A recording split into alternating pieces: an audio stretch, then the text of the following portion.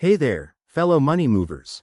Welcome back to our channel, where we break down the latest tips and tricks for managing your finances in 2025. Today's video is all about something super practical: how to transfer money from PayPal to M-Pesa in Kenya.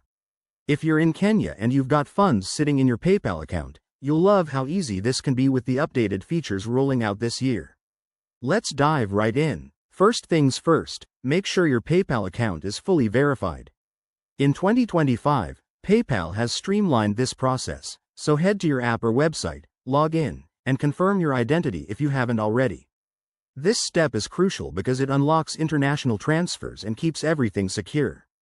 Next, you'll need to link your PayPal account to a service that connects with M-Pesa. Thanks to new partnerships, you can now use apps like Flutterwave or the official Safaricom platform. Download the app if you don't have it, and follow the prompts to connect your PayPal wallet.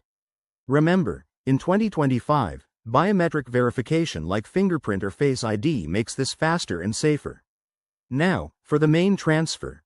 Open your PayPal app, go to the Send and Request section, and select Transfer to Bank or Wallet.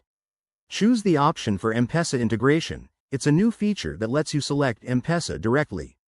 Enter the amount you want to send. Add any necessary details like the recipient's phone number and double-check for fees.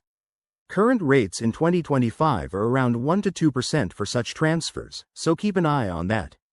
Once you've confirmed, the money should hit your M-Pesa account almost instantly, usually within minutes. But always verify with a text or app notification to ensure everything's good. Pro tip: use this during off-peak hours to avoid any delays. And there you have it. You're all set to move that money hassle-free.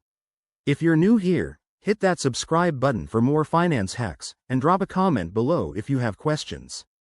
Thanks for watching, and see you in the next video. Stay savvy.